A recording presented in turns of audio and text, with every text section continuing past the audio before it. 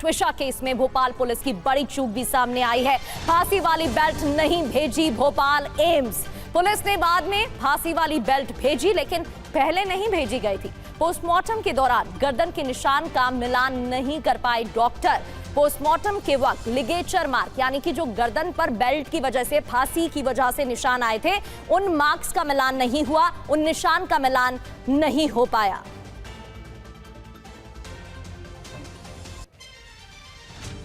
तो ट्विशा शर्मा के लिए इंसाफ की मांग की जा रही है, परिजनों की तरफ से लगातार मांग की जा रही है। लेकिन अब ये समझते हैं कि हुआ क्या था। दिसंबर 2025 शादी.com से समर्थ सिंह से शादी हुई ट्विशा शर्मा की। शादी.com पर दोनों मिले।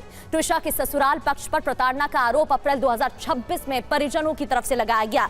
मई 2026 में मृतका ट्विशा शर्मा का गर्भपात कराया गया। यह भी आरोप लगाया गया कि जबरन अबॉर्शन कराया गया है। 12 मई रात में मां को फोन कर प्रताड़ना बताई। करीब रात 10 बजे की घटना है, जब मौत से पहले जानकारी दी गई थी। 12 मई 2 घंटे बाद फंदे से लटके मिलने की खबर सामने आई कि ट्विशा की मौत हो गई है। ये जानकारी मिली है।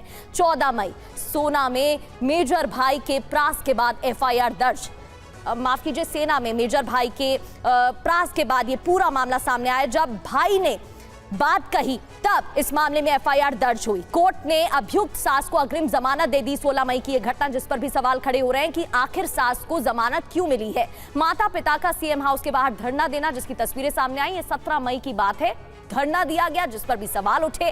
17 मई को ही रात की घटना, जब मुख्यमंत्री मोहन यादव ने एसआईटी का गठन किया और जल्द से जल्द मामले में जांच करने की बात कही। 17 मई दिल्ली एम्स में दोबारा पोस्टमार्टम को मंजूरी मिली। अब ये भी जान लेते हैं कि ट्विशा की मां की तरफ से क्या कहा जा रहा है। ट्विशा की मां ने ससुराल पक्ष पर क्या आरोप लगाए हैं, सुनिए। रात को 10:05 में मेरे पास फोन आया है। रो रही थी, मम्मी आप आ जाओ, मैं बहुत परेशान हूँ। पीछे से समर्थ सिंह की आवाज़ आई है जोर से। मेरा फ़ोन कट हो गया। मैं फ़ोन कर रही हूँ बार बार। समर्थ को भी मैंने फ़ोन किया, किसी ने भी फ़ोन नहीं उठाया। उसकी माँ को फ़ोन किया है मैंने, गिरीवाला को फ़ोन किया है, वो भी नहीं उठाया। फिर दूसरी बार उन्होंने फ़ोन उठाया। फिर दूसरी बार फ़ोन उठा के बस मेरे को इतना सुनाई आया कि आपस में क्या बात हो रही थी, पल्स है। फिर एकदम फ़ोन कट गया। फिर थोड़ी देर बार मैं पल्स है, इसका मतलब मेरी बेटी कुछ हुआ है। मेरी एकदम चीख निकल गई, वहाँ से फ़ोन कट गया।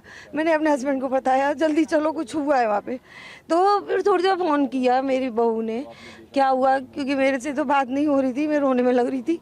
तो मेरी बहू ने फ़ोन उठाया तो बोली डॉक्टर ने बोला है सी इज़ नो मोर।